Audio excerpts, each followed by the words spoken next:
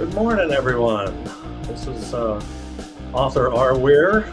Everyone can call me Randy, but I'm here today with our second episode. I want to thank Vanessa Lane, who was my guinea pig for my first episode. I think things went fairly well. We'll see how this one goes. I have a friend of mine who also lives local here in the Denver metro area. First things first, I wanted to quickly toss up a reminder about my new books coming out here May 1st. You can pre-order it now, Murder by 100 Cuts, the 10th in the Jarvis Man Private Eye series, and in effect a sequel to the Front Range Butcher book, which came out several years ago and was a psychological thriller, best psychological thriller of 2019 from Reader's Favorite was named. And if you sign up for my newsletter, there will be some free, an offer for a chance to get a free ebook version of the Front Range Butcher, so you can be up to speed before you read the new book, which will be very helpful. But the new book will deal with the trial of the serial killer in that book. So hopefully everyone will check that out. So today, my first guest, or my guest, not my first guest, my second guest overall, is going to be Andre Gonzalez, and we're going to throw him up on the screen here and say hi. Hello, Andre. How's it going?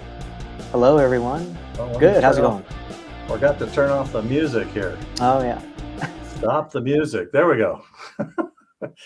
I should have stopped it while I was talking, too. So I'm still learning all the ins and outs of this software, so I almost need my own producer on the side to handle things while I'm actually talking. It would be nice. Yeah. So I know you have Natasha helping, your wife's helping you from time to time as well when you do your Tuesday Booze Day shows on Facebook and stuff. And she's there talking and giving you pointers or telling you, whispering in your ear, reminders. So Andre, you live here locally in the Denver metro area. So tell us about yourself, a little bit about your family, all that. Sure. I'm a Denver native, born and raised. And a little bit about myself. I've been writing since I was a young kid. Always wanted to do that. I think it's when I first read my first Stephen King book when I was 11 years old, Cujo. I said, "Oh, I want to do this. This seems fun." I started writing stories then and kind of put them away through high school and college years. And then it wasn't until my wife and I actually are survivors of the Aurora Theater Shooting that happened in 2012. And that's what kind of, was a wake-up call for us saying, hey, what are we doing with our lives? We should be following our dreams. So that's when I got back into writing. And, from there, it's kind of snowballed into a writing career. We run a publishing house now. And so, that's me and my wife running M4L Publishing. We have 3 kids. They are 9, 7, and 4, and are an absolute handful right now in this stage of life. Where I don't know, every weeknight there's somewhere to be. So we're just grinding away, business wise, life wise, and plenty busy. Yeah, the Aurora Theater Shooting, which we've had a few tragedies here. Obviously, Columbine was a horrible event that happened. Golly, it's been 20 some years now, I think it was, or 25 now. And then the theater. So were you actually watching the Batman movie? Is that what you were watching? Yeah, we were. So we were actually in the theater next door to where the actual shooting was happening. But we found out years later, during the trial, that there were dozens of bullets actually just flying over our heads where we were sitting that whole time. We had no idea at the moment. Wow, that's wild. So what are some of your hobbies? I know you're a big Nuggets fan. I think you go to Rockies games. Oh yeah, very much into sports. We do have season tickets for the Nuggets, so we're there quite a bit. Not every single game, but as many as we can get out to. Hobby wise, I'm very into baseball. As you can see, I'm a Mariners fan. I still play in an adult hardball league. Golf from time to time. Try to play poker when I can. Is that a sport? Does that qualify as a sport? A hobby, I guess, right? I consider it a sport. I don't know, it's on ESPN. I'll allow Yeah, it. that's true. Those are big time gamblers there, though. There's usually Yeah, a yeah. lot of money involved with them. But yeah, aside from those, reading, I feel like that pretty much rounds out my hobbies with the little free time I do get. Very, Yeah. very little time for like TV or video games anymore. When do you sleep? Oh, 3 sleep, kids, yeah. all that stuff going on? Happy to get 6 hours a night if I can. Well, you're young, 6 hours is plenty, right? Yeah. So how'd you become a Mariners fan? Oh, that was just growing up in the 90s and, watching Ken Griffey and not jumping off the bandwagon like all the smart people did. So you probably are too young to remember the Seattle Pilots, which was the first team that Seattle had, and Yeah. then they moved or they disbanded. I can't remember which. They made. I don't know if it became the They Brewers. they became the Brewers. Yeah. Yeah. I never got to see them, but I'm aware of their presence in Seattle. Yeah, I don't think they lasted very long in Seattle. Of course, Seattle's a huge, sports town. Football obviously is very popular, and they have a fairly successful WNBA team as well in Seattle.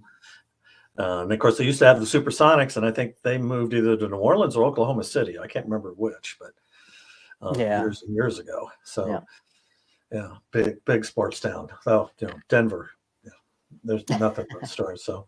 So you said you told us a little bit. You've been writing since you were a youngster.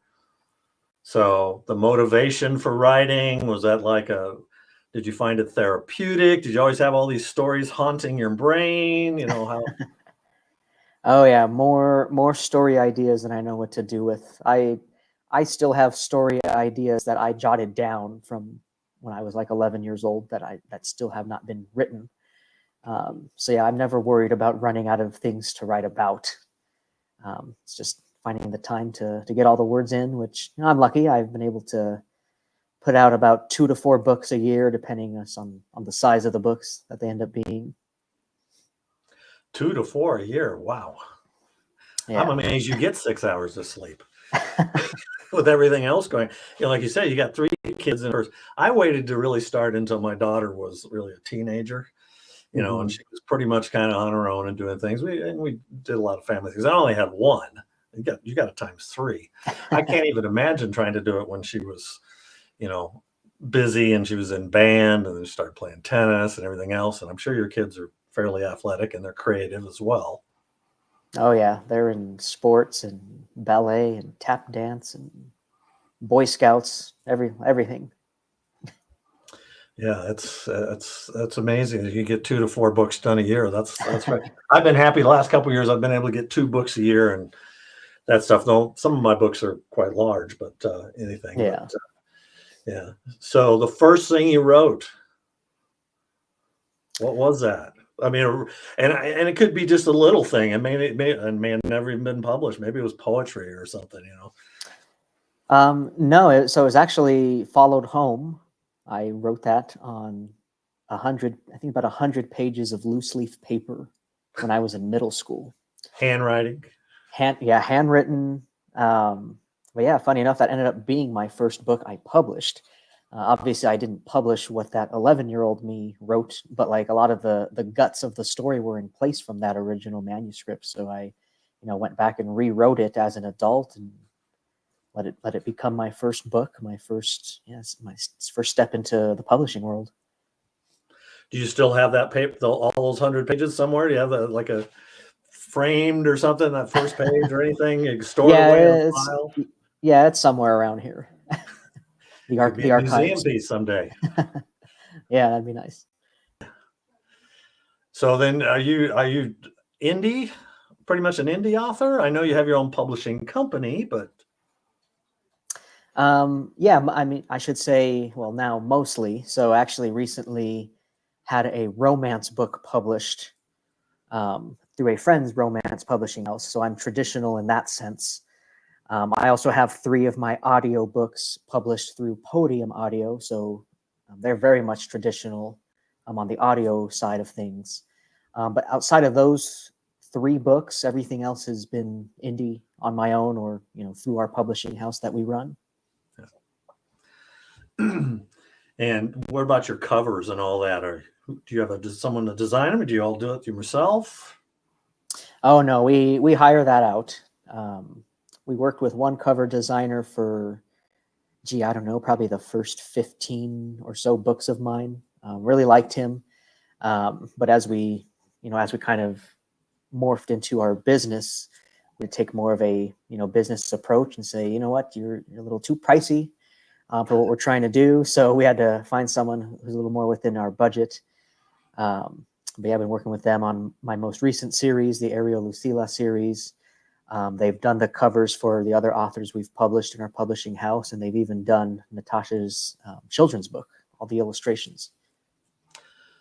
Yeah, that's illustrations on children's books there. Yeah. So you said your Ariel. So is that the Angel Assassin book? Is that the one? Yeah.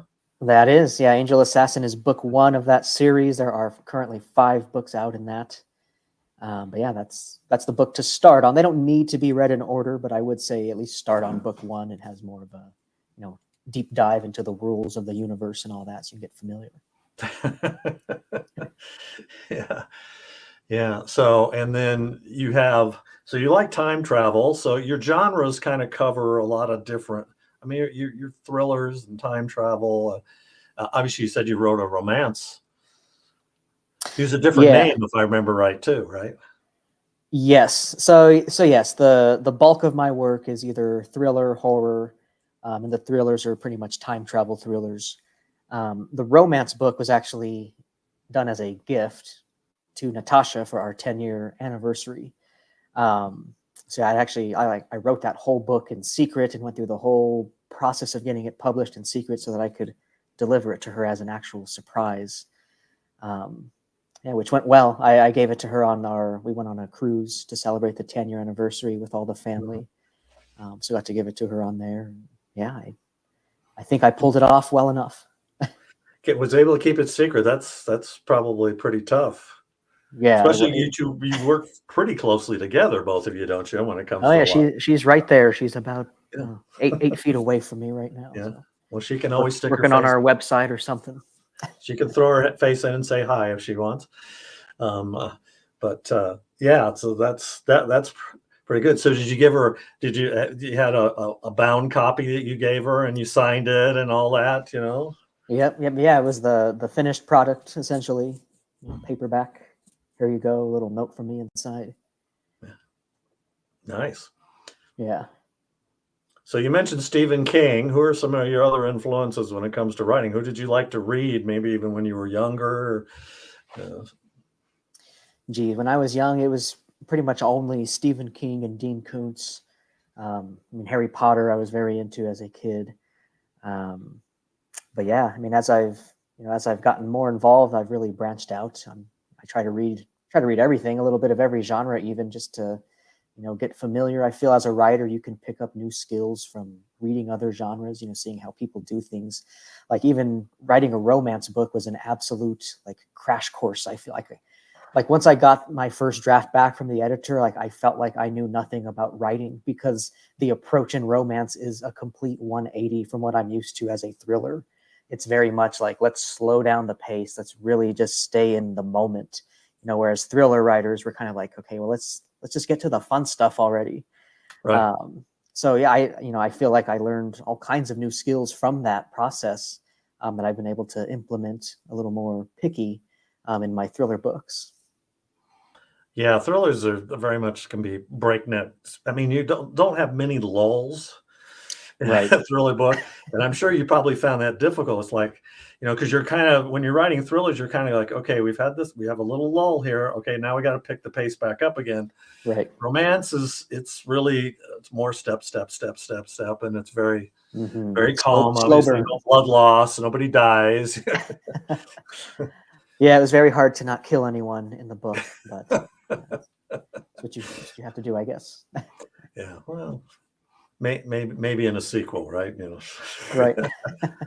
Romantic suspense is very popular these days, and Lanessa, who was the first person I had on there, she does romantic suspense as well. And I'm sure you have a little bit of romance or maybe love or even sex Hmm. maybe in some of your books. So you probably had a little bit of that to lean on a Yeah, little bit in the absolutely. romance. You got to have at least some, you know. Yeah. Yeah, and sometimes it doesn't work out well for your characters in the books. And obviously yours had a happy ending, so Right, right. yeah. Okay, so you've got your books and your genres. We talked about that.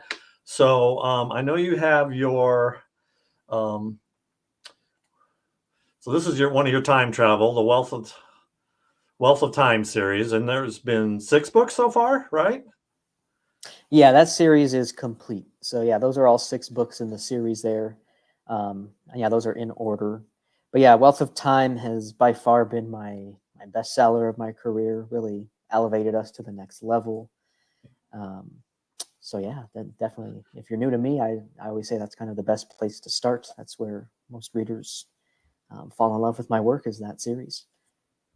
So how do you deal with time travel? You know, you always hear time travel sometimes is a way to cheat, I think, sometimes in stories. You know, you go back in time and fix things and come back. But, you know, obviously Back to the Future was, funny. And, the last Avengers movies, of course, got into time travel and they even made fun of it in the movie, in the Hmm. Marvel movies and stuff.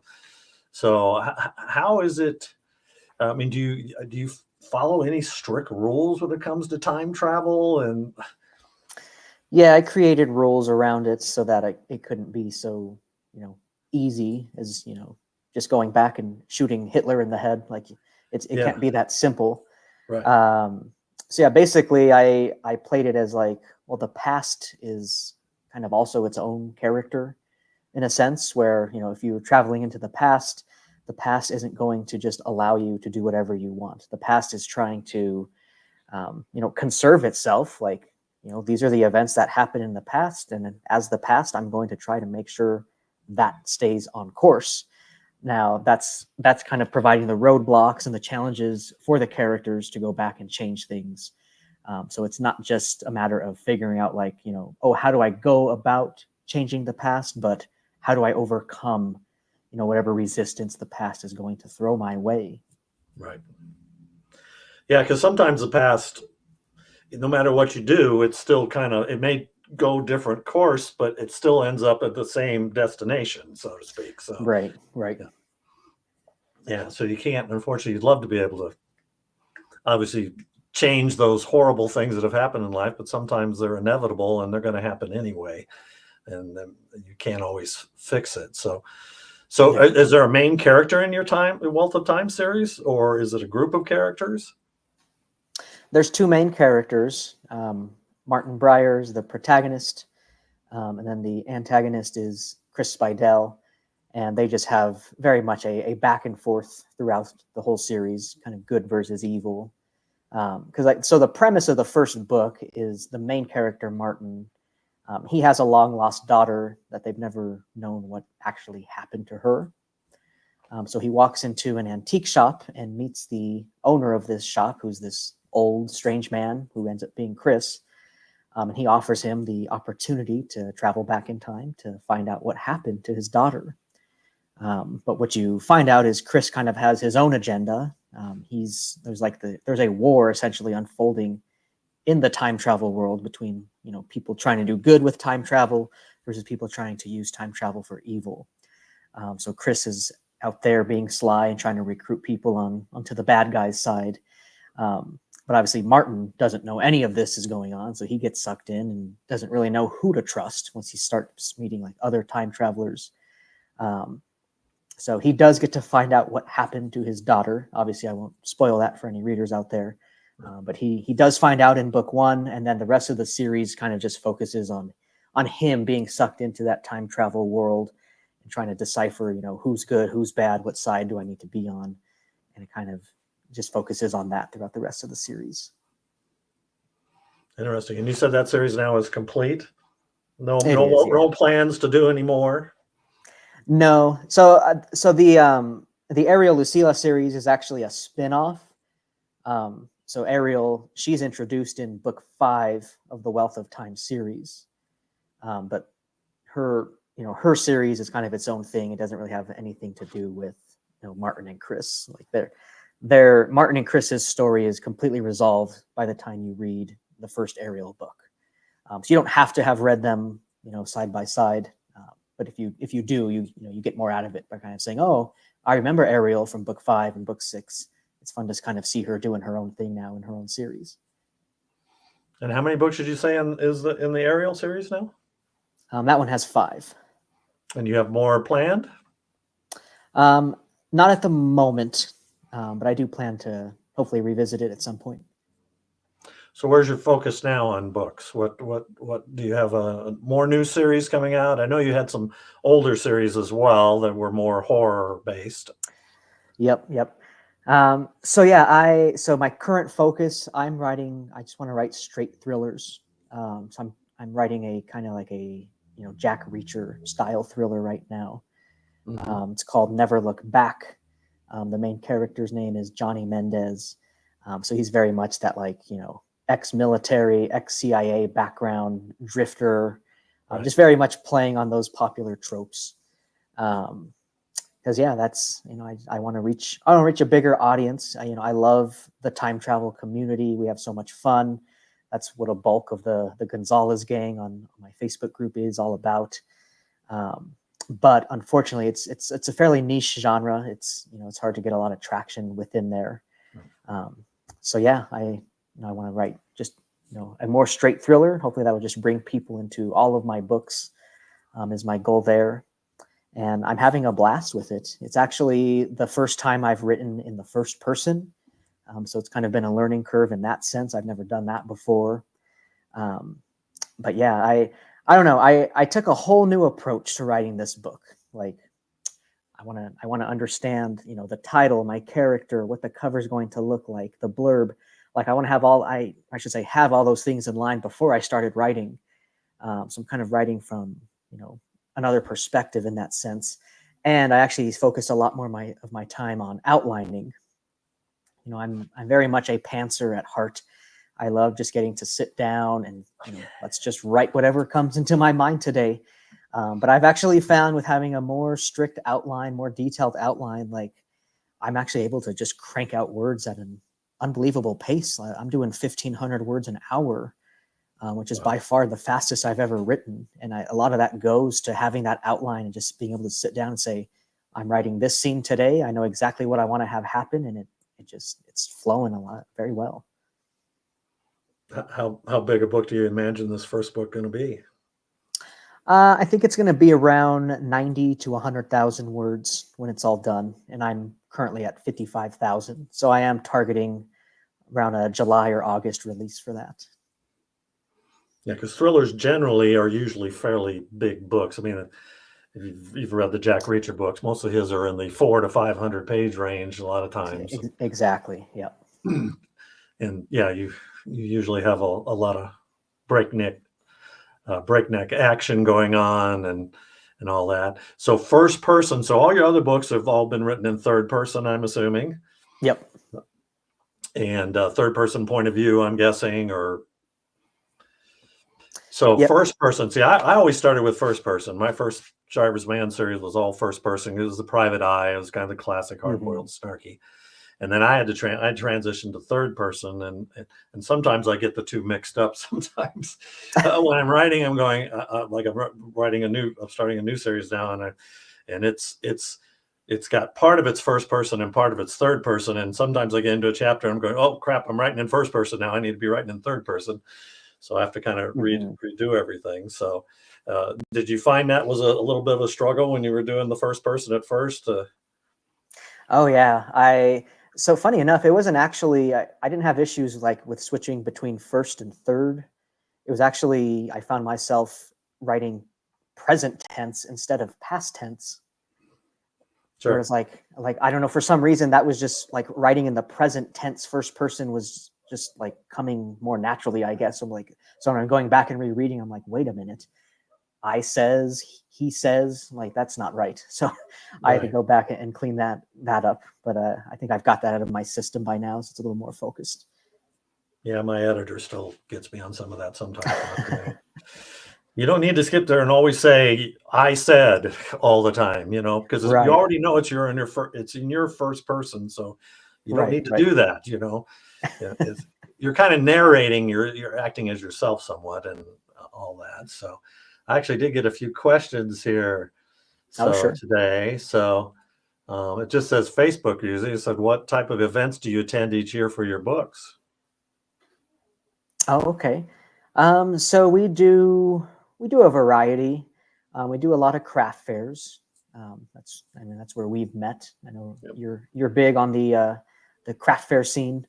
So we've done that. We've done things as big as like the Fan Expo, Pop Culture Con, whatever you want to call it now. What else? I've done events like at Metro State, my alma mater. They have an annual event we like to go to. Yeah, that's kind of off the top of my head. We've kind of refocused. Like this year, we planned out. Okay, we want to try to do one in-person event per quarter. So like we're actually doing Palmer High School in Colorado Springs next weekend. Last month we did Smoky Hill Spring Craft Fair. I forget what we have lined up. I know Grandview High School in the winter. That's one of our favorites. But yeah, that's pretty much. And yeah, unfortunately, Fan Expo kind of phased out authors. I mean, you can still go as an author, but you have to pay an insane amount for a table anymore. Oh, really? They don't invite authors as guests like they've done in the past. So yeah, we'll miss that one because that was always a big fun weekend long event. But yeah, we can do just as well, and in an intimate setting at like a high school craft fair. So we definitely. So look you're not forward going to the Denver Readers Take Denver one this weekend? Are you going to that? No, Natasha's actually going to help our friend Bernadette. She's the one who runs the romance publishing house. She has a table there. But yeah, I've heard mixed reviews for how that event is for thriller authors. So that's also another reason Natasha's going to go, just to kind of check it out again. Because I checked it out the year you were there, Randy. But obviously they're a little more organized. It seems, maybe I'm not entirely sure. But yeah, we'll have some feedback after this weekend.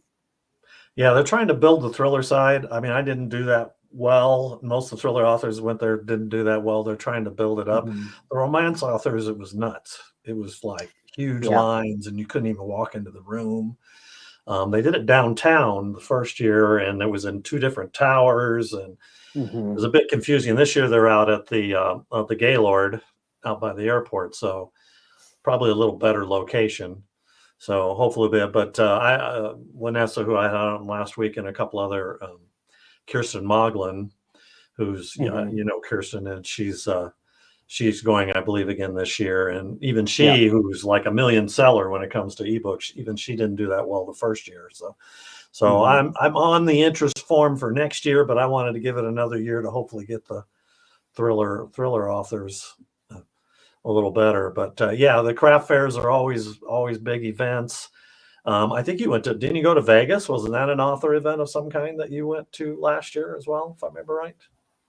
Yeah, we've been going. It's the 20 Books Vegas conference. That's not so much an event to meet readers. I mean, they do have a book sale event at the end, but that's mostly educational, learning from some of the top performers in the business. Very business focused too. There's like almost no discussion around craft. Like it's all about marketing and growing your brand, social media, and all that fun stuff that we dread doing as authors. Yeah, especially independent, because we pretty much Yeah, do it ourselves, or we got to pay people to do it, and it isn't cheap usually. exactly. Yeah. So, and Maddie here, she's one of my fans. She put that up while you were talking about the time travel series. She reads Oh, okay. my books, and Maddie, but she said, sounds interesting. She may have another fan there. And then this question, which I think we kind of covered, when you were a kid, which author got you into reading? But obviously with Stephen King. You mentioned Cujo. Interesting first book. How old were you when you read Cujo? I was 11. And that didn't scare the hell out of you? Well, it did. And I like it. I like being scared. You like I don't that, know. huh? I read a lot of Goosebumps, and and that kind of phased into Stephen King as I got old enough, I guess.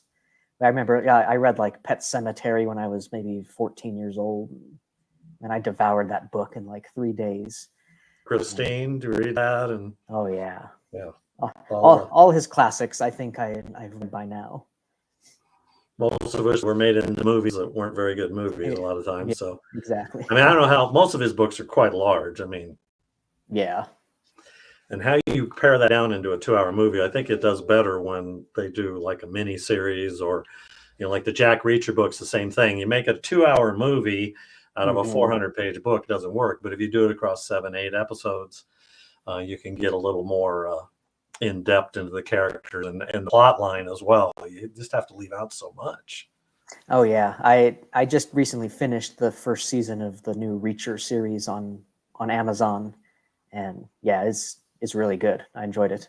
And I mean, to your point, definitely miniseries I feel are the way to go for books, just so you can dive into it. Like obviously, I'm bitter they're remaking Harry Potter. But at the same time, it's like, okay, well, they're going to have each season be dedicated to each book, so they can really stay true to the story. So it should be fun. I'll have mixed feelings, but I know I'll end up watching it. Yeah, because Harry Potter, obviously, they had to leave out a lot. The last book they did into 2 movies, which even then I think they had to leave out quite a bit. Yeah. There's just no way, that you can do that. I'm a big reader of Michael Connelly, his Bosch series. That's been really good on Prime, if you like. And Bosch, and I'm reading the books now too, and there's a lot of differences because the time. I mean, the first books came out in the early '90s, and they did this, but Titus Welliver plays a great Bosch, and then the Lincoln Lawyer series has been really good.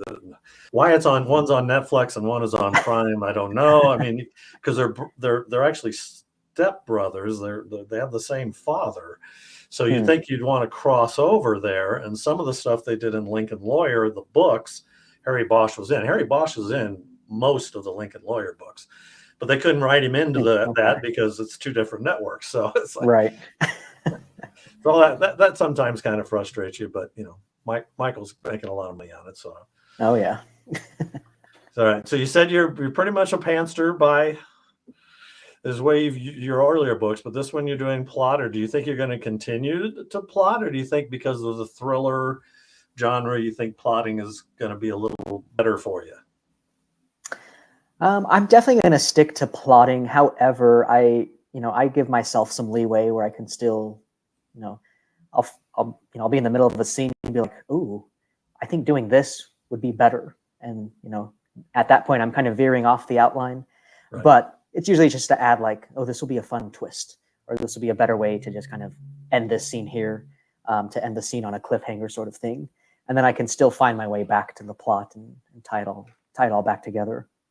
Do you find your characters kind of take you in those directions sometimes as you're writing? You go, especially first person, you're pretty much that main character when you're writing. And, you're thinking, well, he sees this, but no, this is something else over here I just noticed. Yeah, I very much do what my characters want. So one thing that's always been my process is I really plot out my characters, if you will, before I start writing. Like I want a full understanding of who they are, their backstory, their history, everything. That way I take more of I guess you call it like a documentary approach, where I'm just sort of following my character around and seeing what they do, how they react. Whereas I'm not trying to guide my character into certain situations. It's like, hey, this bad thing has happened in this small town. Let's drop the character in here, and I'm going to follow him and see what happens. That's interesting. Yeah, it's not as humorous as, say, The Office or any of the other documentary shows that are on TV. It's a little more serious, obviously. Right. Yeah. Well, that's good because I've always been a pantser myself, and I've always felt like the characters. And when you were doing your pantser books, did you always start with a basic premise, I'm assuming, and then you kind of just wrote it from there, or you kind of started at the beginning? And did you ever write out an order too? Do you write your ending before you write the middle or anything like that? I've never done that. I've always written, start to finish. But yeah, even in the days as a pantser, I would have maybe a, you know, five bullet point list of things I want to have happen in the book, kind of, you know, beginning, middle, end. But that was really it. And it was kind of just, you know, winging it on the fly to see what would happen. And I'd say for the most part, I've enjoyed how the stories came out. But, you know, looking back, it's like, wow, how much time could I have saved, or how many more words could I have written if I was, you know, outlining like I am on this book? Yeah. But I don't know. It's all part of the learning process. You know, you have to find what works for you as a writer. So yeah, we'll see how long I can stick with this outlining, or if it's going to eat me alive. So I got a couple more questions here. Which event is a must attend every year for selling and for learning? Okay. For selling, like I've said, the Smoky Hill Craft Fair has been very well for us. That's one of our favorites to go to now. I wish I could say Denver Fan Expo, because that was, you know, one of our best performing events of the year. But like I mentioned, they've kind of phased out authors, which is unfortunate. Learning wise, we're very big on the 20 Books Vegas conference every November. Just because it is like the one conference where it's like entirely business focused. You know, I feel like as writers, you can find events pretty much any time that can help you develop your craft and work on the actual skill of storytelling and writing. But there's not a lot out there that are just focused on the business side. So that's why we're big on that. We try to get to it every year. We're hoping it stays the same. So it actually has undergone an ownership change. It used to be run by Craig Martell, who still runs the 20 Books Facebook group. But the conference itself has shifted from 20 Books to, it is now called Author Nation, being run by Joe Solari, he's very much a intense businessman, business focused. So we still have high hopes it's going to kind of have the same vibes and education. But yeah, I guess we'll know in November. We can come back with an update on how true it is to what we've grown used to in the past. Yeah, I go to Killer Nashville every year, and it's a fair amount of learning and marketing. It covers a lot of things, writing process, and it goes with independent authors, and they usually have some fairly well-known ones. And then this year, BoucherCon is going to be the week after Killer Nashville in Nashville. So we're actually going to stay for 2 weeks. Oh, nice. And we're going to drive our motorhome out there, my wife and I. But the biggest thing about these events is it's a fair amount of cost. Most of the time when you go to them, obviously going to Vegas, I don't think anything's really cheap in Vegas. No. And then if you gamble, it can even be worse, right? Unless you get lucky enough to win. But that's one of the things of these events. I mean, you can easily drop over $1,000. And then obviously you take your wife with you and stuff, you know, with hotels, and then you eat food, everything else. Those are all the things. But I agree. Smoky Hill Craft Fair is a great craft fair, but a lot of the high school ones are usually pretty good. I don't think the Smoky Hill Spring one is usually quite as good, but the fall events are really good. And a lot of the high schools and are always great to go to. And Christmas time, because they make great, because I do some author events too. I go to Deadwood, South Dakota, but you're competing with other authors, whereas in a craft fair usually there may be, you know, you're there, I'm there, sometimes some other children's authors, but a lot of times you're the only author, and it's a unique gift to get a signed paperback from an author. That's what people like. Yep, absolutely. I got another question. With the publishing house, are you producing audiobooks? Yes, so it's not like automatic for every book. So I'm trying to think off the top of my head. So all of the Wealth of Time series, we produced, as in we hired a narrator, to do it and handle the production and all that. But we've done all the distribution on our own. So that's 6 books there. We've done Followed Home, Insanity, Snowball. That's 9. I think that's everything we've done for audio. And then, like I mentioned, I signed the first 3 books in the Ariel series to Podium Audio, where they've gone ahead and taken care of all that on their own. I actually had fairly little involvement in it, which was nice to not have to obviously front the bill for it or deal with really any of the process aside from just handing over the manuscript. Yeah, because creating audiobooks can be quite expensive. You go through ACX or any of these others, and you can sometimes do a royalty share, but if you don't get a lot of sales, they like the audio, they want to be paid their per hour production costs, which can go hundreds to $250 a production hour. And like a lot of my books are 400 pages or more, 150,000 Yeah. words. And that really adds up after a while when it comes to cost. So did you get the same narrator for all your Wealth of Time audiobooks? We did, yes. That's good. Yeah, his name's Russell Archie. He's based out of Nevada. We actually met him at Fan Expo in person. Actually, I should say we had some friends who met him at a convention in Reno, I think it was. And then they brought him out for some other event here in Denver. That's where we met. And yeah, we hit it off. We love working with him. Yeah, that's the hard part, is finding a narrator that works right, has the right voice. Some of my books, I don't know, your books, I imagine some of your books have a lot of characters too. So it's like, how do you, the different voices and everything else and all that. So it's quite a lot of art. I wish I could do it myself, honestly. People say, why don't you just narrate your own books, especially with the first person stuff. You go, well, it's your character, right? You're the one talking. So when I do it, it's like, I don't think that I could. I don't know that I could do all the editing and everything else that's involved. Software, there's a lot that goes into it. Yeah. And these days too, like, I feel like if you look back, like in the 90s, early 2000s, when there were books on tape, it was very much just someone reading the book, fairly monotone, no emotion. But audiobooks now are very much a performance. There's a skill the narrator is bringing of, being not just being able to do different voices, but bringing emotion into the storytelling. And that's obviously not a skill set many authors also have, to be able to narrate their own books and make it enjoyable for what audio listeners expect nowadays. Especially hearing your own voice played back to yourself too, because it sounds so weird, right?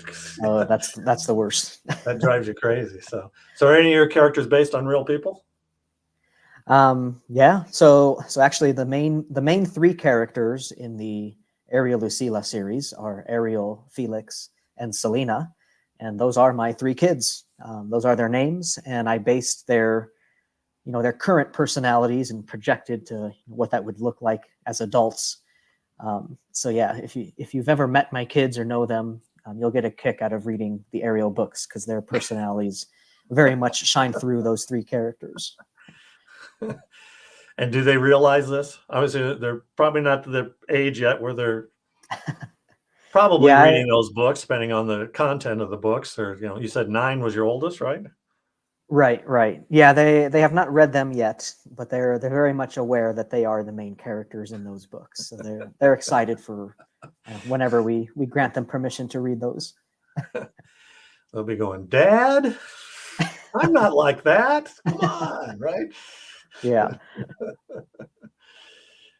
So what, the name of the show I came up with is Bringing Life to Your Characters. What's the most important to you to bring your characters to life? What do you try to do to bring those people, and hopefully that when they're reading your books, they can see that character and their face is right there while they're reading in the back of their minds? For me, the biggest thing is making characters relatable to just everyday people. I always find it funny in there's like billionaire romance. Obviously one of the main characters is some like rich playboy billionaire, and I wonder who is reading these books and relating to that character. I have no idea. Kudos to them for getting those books to sell. But for me, it's all about I want my characters to have, whether it's backstory that people can relate to, or even just, hobbies or things that the characters like. I'll always drop in, pop culture references. Oh, this character likes this music or this TV show, because, there will be a reader out there that says, oh, hey, I like that too. And right. That something as small as that can make a connection between a reader and a character. And then they want to stay with that character through a whole series. So like I said, I spent a lot of time really plotting out my character. Who are they? What are their interests? What do they hate? People can even bond over things they hate. Like, oh, I hate mayonnaise on my sandwiches. And, there's Right. 50,000 readers out there who also hate mayonnaise. And now they have that kind of shared bond. So it's just finding little silly things like that. A lot of it is going to just come from my own personality because, I don't know, it's easier to keep track of for me that way.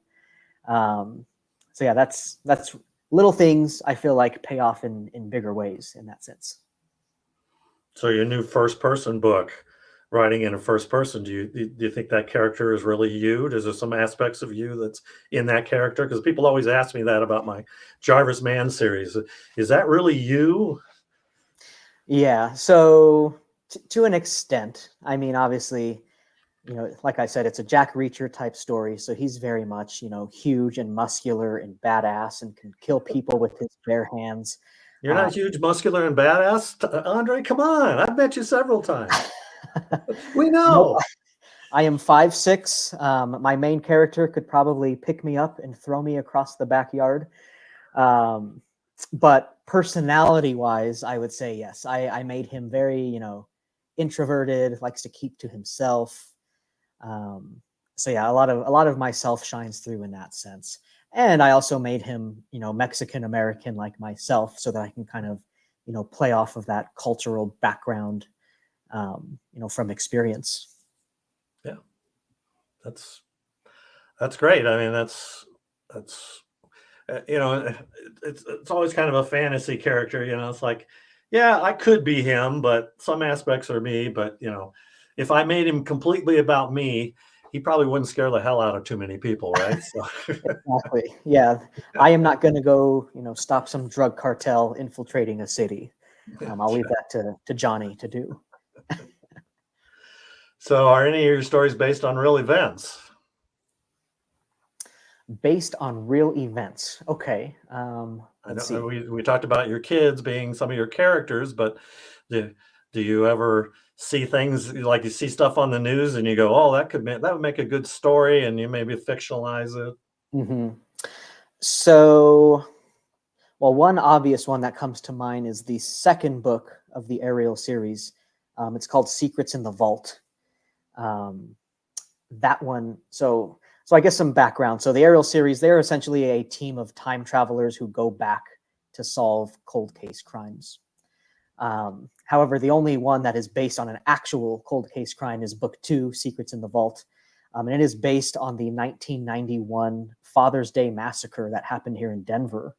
I'm not sure if you're even familiar with that, Randy, but basically on Father's Day in 91, at the cash register building, as we call it in downtown Yes. Denver, a group of people robbed a bank.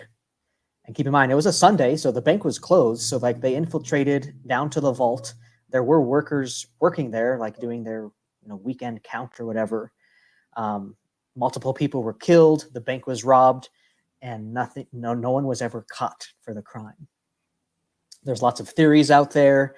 I actually have a nonfiction book on the subject that I read. Natasha's uncle, he's actually one who gave me this idea and got me this nonfiction book. He said, you should write about this.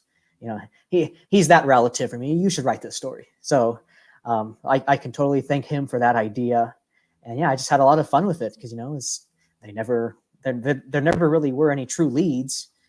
There were some suspects, but nothing that they could ever tie concrete, facts to. So I had a lot of leeway in that story of getting to, dive into what we do know actually happened, but getting to play around with, made up characters and saying, what were their roles in this event that happened. Yeah, I think I vaguely remember that. I moved out here in '89, so I'm sure that sticks in my mind somewhere. Yeah. But I've forgotten more things than I remember these days, so than anything else. So so we're kind of coming up on time here. So um, tell us a little bit about your publishing company, and maybe there's a website for his publishing company. I know you have a few. Look like you weren't counting yourself. You have 3 or 4 other authors that you're working with. So I believe, counting myself, I think we're at 6 or 7 authors. So that's me, Natasha. Let's see. We have O.G. Hayes, Audrey Bryce, R.J. Clark, and Colin Irish. So 6. So we publish essentially the same genres that we write. So thriller, horror, sci-fi. I figure with time travel, I can probably capture a lot of sci-fi audience as well. Then Natasha is our children's author. That's something we would like to branch out in the future once we can get that rolling a little better. So the book we're publishing at the end of April on the 30th is Messenger by Colin Irish. It's his first book in a sci-fi series. It's a wonderfully written story. We love it. That's going to be actually our 30th published title. And now that's counting all of mine. I think like 22 of that is my own. We're happy. We're slowly growing. For now, Natasha actually just signed 11 books, 7 authors in horror. We're going to take on to start publishing at the beginning of 2025. It's going to be a whole collective, and we're actually playing around with the public domain characters that are becoming available. So we're going to launch with Popeye, a Popeye horror story written by R.J. Clark, because Popeye becomes available in the public domain on January 1st. So we want to launch this whole public domain character collective to start off the new year with Popeye. But we're doing like Steamboat Willie, Scrooge. I forget. There's so many. And like Natasha has been handling all that because I'm like, I just wanted the idea for Popeye, and Natasha had to go and make it a whole thing. I'm like, well, then you are going to be the one in charge of this, because I did not want to take on 11 books. I just wanted to do one. We're excited. It's going to be a fun project. I feel like horror is actually our sweet spot with our current audience, at least. I'm working on growing out the thriller and the sci-fi a little more.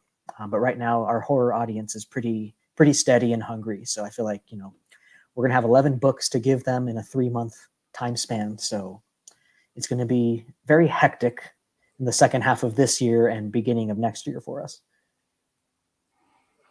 And I borrowed this picture. This is you accepting the award. You were named Independent Author of the Year, if I remember right. Yep, that is through, let me see. Yeah, 2021-22. I have the plaque hanging on the wall next to me. Yeah, Rocky Mountain Fiction Writers Independent Writer of the Year. Congratulations on that. That must have been fun. Yeah, I saw about a 9-minute speech you gave up there on YouTube. Yeah. Yes, thank you. That was fun. I don't apply for awards. I don't know. It's never something I've paid any time to. But an award like that means a lot because it's, I was nominated by my peers, voted on by my peers within Rocky Mountain Fiction Writers. So, to me, that's a huge honor to receive an award from fellow authors.